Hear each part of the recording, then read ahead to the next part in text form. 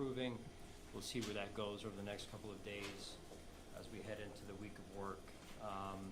So we'll go from there, and I'll update you probably more on Wednesday when I know a little bit more on where these injuries are that we do have. More minor type things to my knowledge so far. Just don't have enough clarity on it right now. Sean, given the dynamic of what happened yesterday, Tyler, is there anything you can elaborate regarding that? You have obviously a kicker, it's a hero, and how do you manage that going forward? Manage. Having two kickers, and I think I know what you're where is saying. the update? Is there an update on Tyler? Yeah, the update on Tyler is he's on IR, and that's where he's at, right? So, you know, for the foreseeable future, Prater's the guy, and you know, I thought he did some good things. Obviously, the big kick at the end of the game there. So, you know, we stay. Tyler's our guy. You know, Tyler's one of our guys that we've had around here for a number of years, and he's done well, and we're going to help him get through this injury piece, and that's the medical staff's job as well as his job. And but we don't forget him, and it's important that we keep him going here and headed in the right direction. After watching the film today, what did you see that was really the difference from your run defense last night compared to especially that playoff game? You guys really did a pretty good job containing Henry. In the playoff game? Yeah. Yeah, I mean, it's being in your gap, being where you're supposed to be. You know, we've got some young guys out there that experience the importance of doing your job. And when you don't do your job, things tend to crumble around you. So, and it's not just young guys, it's, you know, there just wasn't enough overall consistency, I would say. You know, I thought we played pretty good early in terms of that first series at times, especially the sequence that led to the third down where we got off the field, and then the last three drives of the game. In between that was too inconsistent. There were moments that, you know, where the standard was met, but there were other moments where it was clearly not met.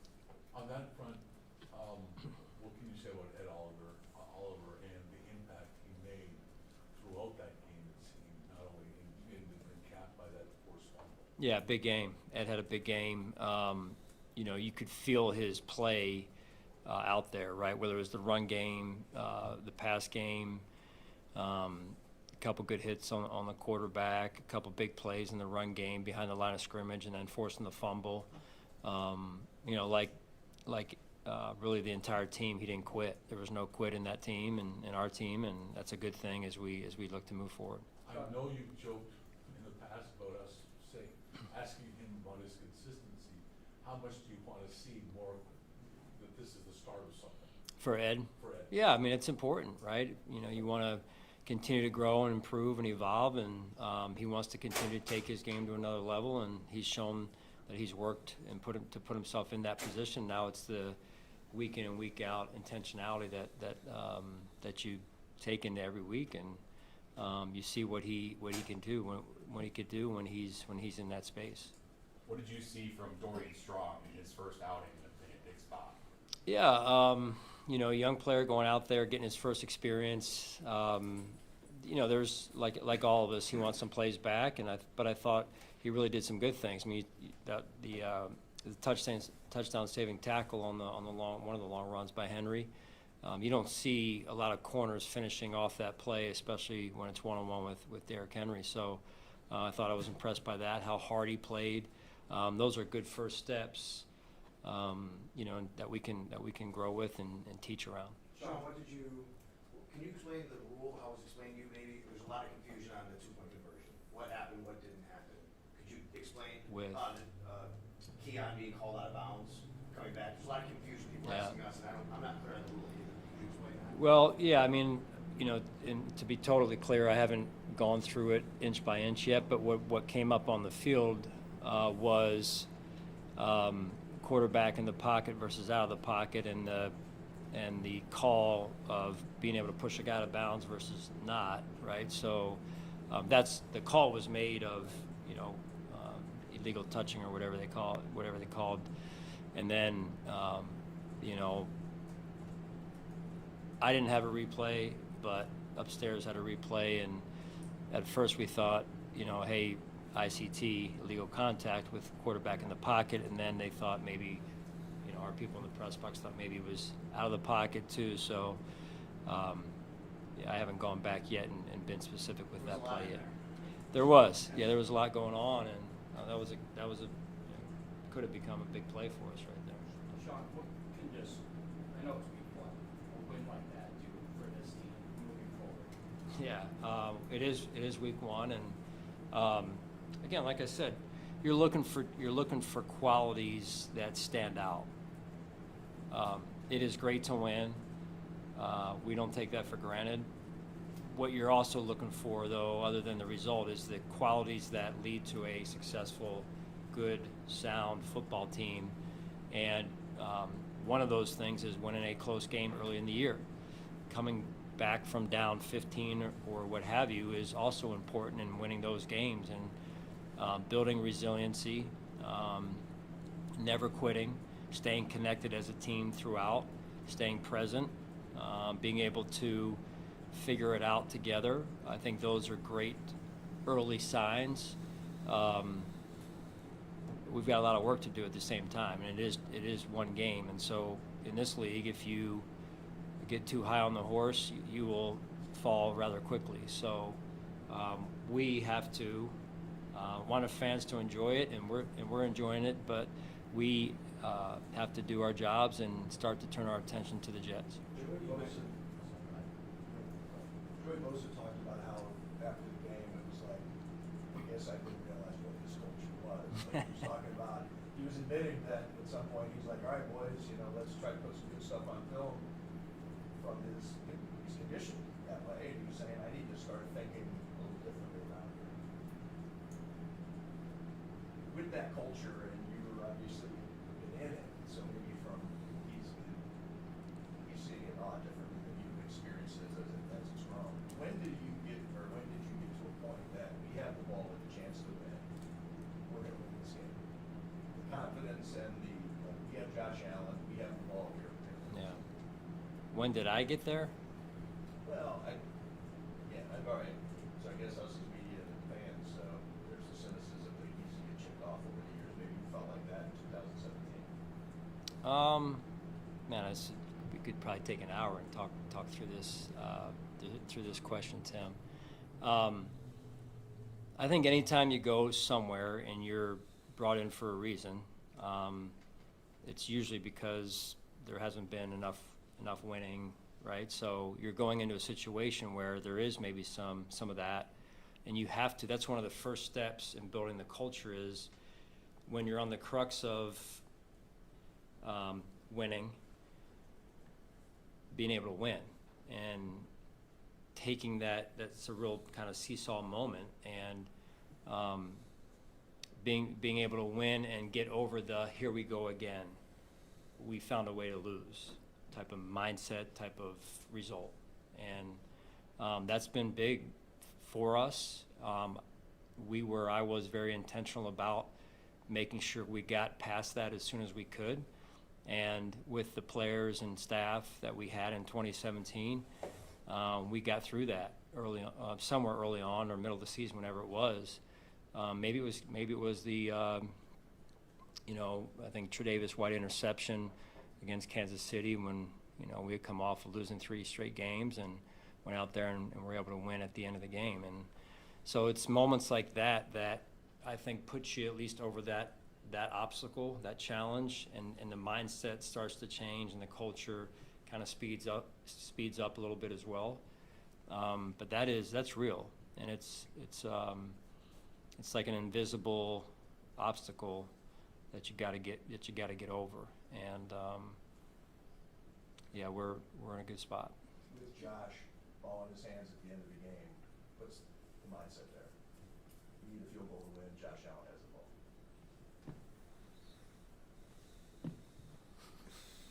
Yeah, I mean he's the best quarterback in the NFL for a reason.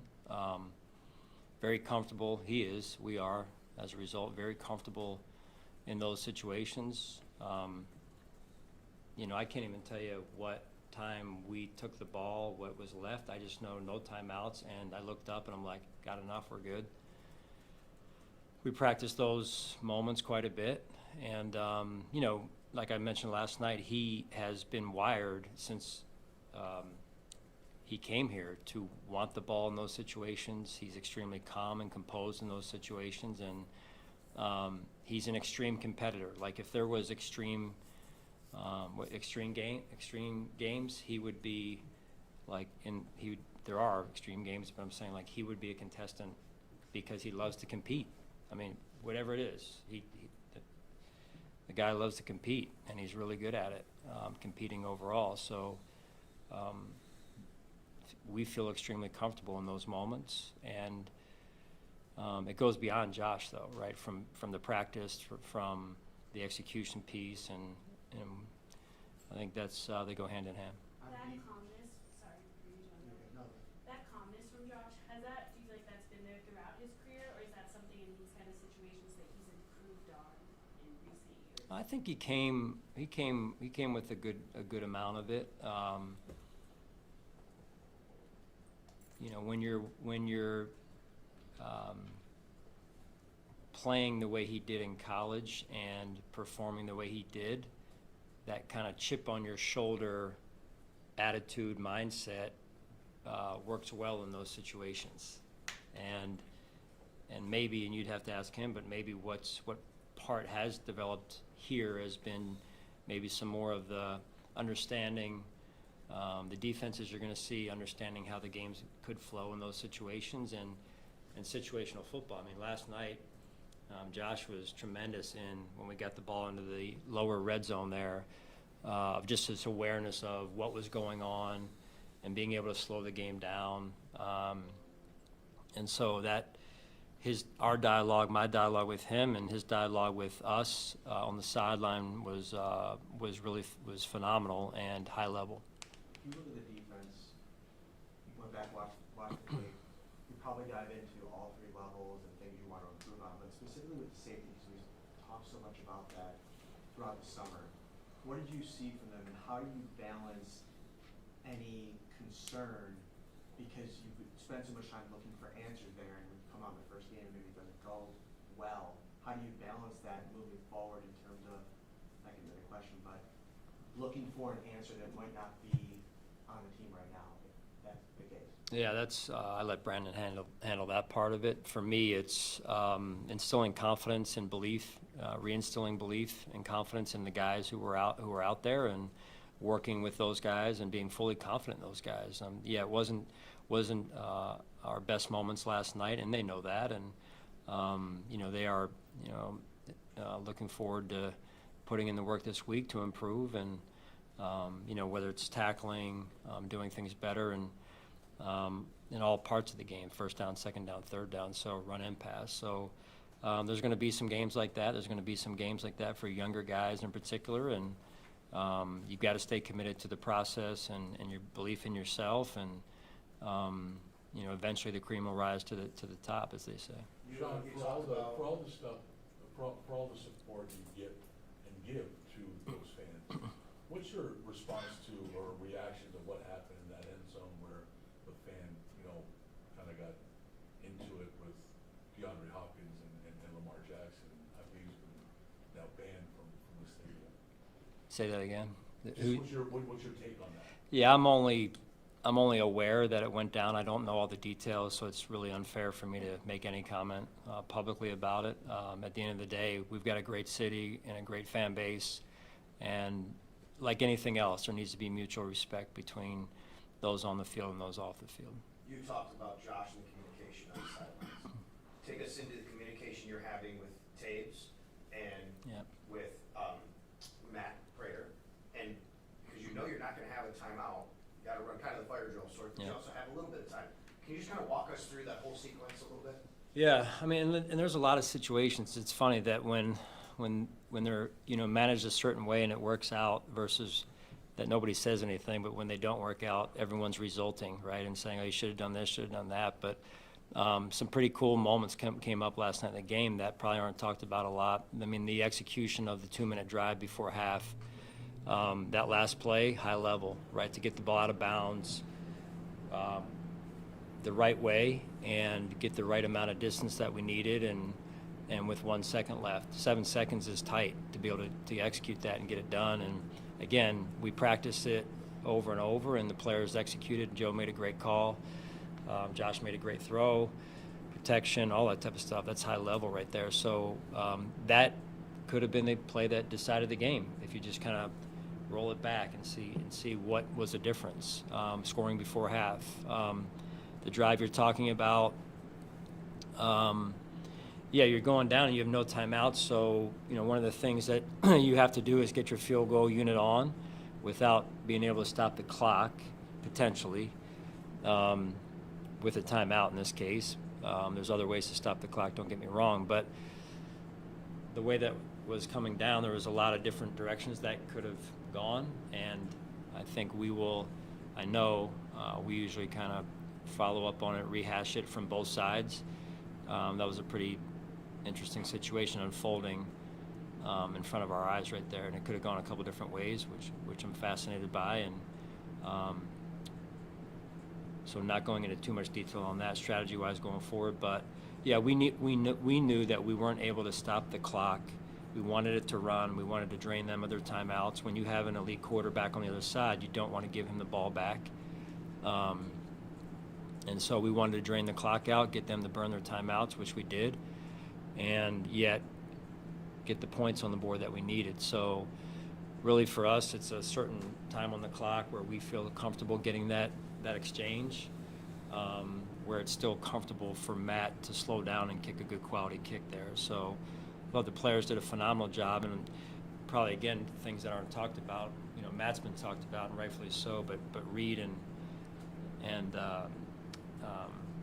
geez Louise, Brad, thank you. I mean, all these new names, Reed and Brad, phenomenal job of, if you kick that thing with 7 seconds, there's still time on the clock we've got to kick it off, so they did a great job of getting that clock all the way down to right around 3, which is where we wanted to snap it, so that there was no time left on the clock. So yeah, it was well executed. Some things even on that play that we can improve on as well as we move forward. Do you have a routine that you go through every game when it comes to watching film? What, do I have a routine? A routine, yeah, like this is the way I do it, no matter what. And the reason I'm Yeah. asking is, did you watch the film last night differently, especially on defense? Because is there anything that drew you? I guess if you watch it the same way, no matter what, then my second question to you, which is. Go ahead. Do I watch the game differently? If you watch the film the same way after every game, then my next question doesn't matter. No, I do. No, I don't watch it the same every game the same way. It's really how do I want to allocate my time and prioritize offense, defense, special teams, and I could tell you that today I started with the special teams and went through offense and then into the defensive side, and so that's just how I did it today. Usually, it changes week to week based on where I feel like I'm needed most. My assumption might be that 40 points, the way that maybe you wanted to look at that first, and I was going to ask what you wanted to really dissect. Well, there's a lot in there that I want to dissect, and that's, why don't you tell me about your whole day, Tim, also, and where you allocate your time. A pretty in-depth question. I love it. No, I mean, I knocked out the first two. I appreciate it. The first two, I wanted to get through. Felt pretty good, but I wanted to be able to spend the rest of the morning, with the defensive staff and get in there a little bit and roll up my sleeves a little bit there. So that's kind of how my morning went. I'll be happy to share with you tomorrow's schedule as well if you'd like. Trying to look for some insight here. Yeah, no, I get it. I love it. How much has Dorian Blake's development and what he's shown you guys since he starting experience last year, how much has that given you more confidence that you could use base as a change-up? When you're playing a team that uses heavy personnel or that's going to give you the looks that Baltimore did. Yeah, it's good to be able to put a little bit of more size on the field from time to time. It's more, tell me where, how we are health-wise, how we are game plan wise and situationally what situation, may come up in the game. So I thought Dorian did some really good things last night, very physical, played fast, played hard. So it's kind of a, week to week type of deal there, for sure. Sean, how gratifying was it to see Keon, more so as the second half went along, just put in that type of performance after the weeks and months that we've seen him continually take those steps forward? Yeah, one of the joys of coaching, right? Watching a young player, nobody wants to watch anybody kind of go through some adversity or experience some bumps in the road, but it does build resiliency, and when you can push yourself through it through hard work and perseverance and mindset, you see the results like last night. And it may not every night, every game be like that, but he's in a really good spot, and I'm extremely proud of him. Sean, what other plays or players do you think are not being talked enough about after last night? So much happened. Yeah, no, you go back and look at it, and you're like, yeah, I almost forgot that play happened. It was early in the game, whatever it was. I mean, you look at plays, every play in the NFL makes a difference. Again, people see the kick to win the game, but so many plays before that. The defense forces basically not three and outs, but almost three and outs at the end of the game, right? That don't get talked about, and they forced a field goal early in the game. Now, what happened in between those is what needs to get fixed, and where we need to grow, right? A lot of young guys there, right? So, but the field goal they forced early in the game, little things that show up. I mean, it's on both sides of the ball. You look at the kickoff that went short of the landing zone by them. Pre-snap, some of the pre-snap things that happened. Our first 3rd and 7, I think, there was a neutral zone infraction on their part. Gets us to 3rd and 2, changes the complexion of the 3rd down. We convert. I think we dumped it over to Ty, and he gets a big gain into the low red zone there. So those are the nuances of the game that are it changes the game, and they're huge. And you're wanting to see those things that we practice come to life early in the season, and so you're getting kind of when you're able to affirm those things that we're doing well, it helps the buy-in and I guess the validity of things that we're doing in terms of how we practice, what we practice. Some players are just like, hey, I just want to play football, and I get that, but there's a deeper element to the game of football of understanding the game in depth, and we as coaches get paid to do that, and then we try and educate the players on that, at least to a certain extent, so they can understand the situation, as I mentioned with Dalton. Josh hit Dalton before half, so it's and I should give credit to Mark Lubick and Dennis Locke. They do a great job in the press box. John Perry's up there as well from a replay standpoint and rule standpoint. So all those guys gave us great information and knowledge last night. While you're on that note, I know you touched on this a little bit last night. There's a real good debate, and it might be ever changing, on what to do down 15, right? I mean, you could go now for the 2, as you did, or you could wait to make it a one-score game by kicking the extra point. Is that kind of an ever-moving target for you? Maybe does a 40-point game matter versus maybe a 20-point game? You know what I mean? Like, how do you process thinking through that math with your staff throughout the season? Well, there are some of these kind of, hey, well, you could argue either way, right? And we have our core things, and we have some of these that are interesting analytics, right, or decisions. And, again, that's where I think these over here, definitely these are concrete. Everyone probably agrees too. These over here could be argued either way, mostly when they don't work out, right? So, but down 15 with X amount of time on the clock, one way or the other, there's a debate on what is the best approach. We felt like it was a high-scoring game, and we wanted to try and at least go for 2 early, so we knew if we didn't get it, what we would have to do, how we would have to play. And so that's how the game kind of trended from there on in. And then we had the opportunity to do it later in the game, and I just felt like, as I mentioned before, I wanted to see them play offense. I wanted to put the pressure on them to play offense and not potentially declare the game on that 2-point had we gone for it there, if that makes sense. So I just felt like it changed as we got closer and closer and closed the gap, and I felt like we had momentum, and momentum's, I know, not able to be measured, but somewhere it's out there, right? So it's, I think that's all the fascinating pieces of the game, and the game within the game that unfolds every week, really. Deshaun, last night you said that game was going to be one of those stories that's told for a long time. So when you finally got to the quiet moment, what kind of rolled through your mind most? Yeah.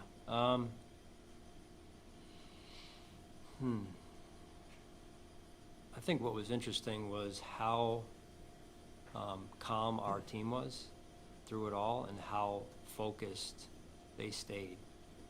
The headsets, you guys don't get a chance to hear the headsets, but the headsets were buzzing consistently through the game from start to finish in a good way. Like you didn't know whether we were up or down in a healthy way. The players kept playing, they didn't quit. Again, that's, as a coach, those are pivotal moments early in the year, and you're trying to get, you don't want close games, but you want to be able to win one early in the year. It doesn't do everything for you, but it's a start. It's a step in the right direction. I do feel like, the moments that you can experience as a coach, the moments that I've been blessed to experience here in this stadium, with this organization, when they're playing Mr. Brightside, that stands out. That stood out to me last night, after the game, and you're seeing the players, you're seeing the faces of the players. These are grown men playing football that are unbelievable, that had an unbelievable amount of joy on their faces last night. It's just, you get reminders once in a while of why you do it, and I think that's pretty cool. Coach, you mentioned how calm the players were and how calm Josh Allen is in those big moments, but with like 1:30 left on the clock, no timeouts, and so much communication going on in your headset trying to plan for a touchdown or a game-winning field goal, how are you able to be so calm in those moments as well? Yeah, I think we do a really good job, Maddie, of rehearsing it. We're not perfect. Nobody is, but we try and be intentional about our planning. It's like going on a road trip, right? Getting out the old map, right, and trying to plan it out ahead of time. But also, hey, what if it doesn't go that way and it goes this way or the other way? And there's a lot of people that use the mental visualization things, and listen, as coaches, we're no different. We're performers as well, and you want to be able to execute in those moments and execute well, and I think that's a big piece of it as well. All right, thanks, guys. Do you want that now, or do you want? Who do I look at? All that back and forth is going to tell you about his 4:30 a.m. large pizza. What? How was this going? 4:30 this morning, large I didn't leave the stadium until 4. What happened? Dead serious. That's right. I left at 4. Matt left at 4:30. Did you guys go on bed yet? No. You got a couple hours. Got to get up, rise, and drive. You got to look at the tape too, Sean.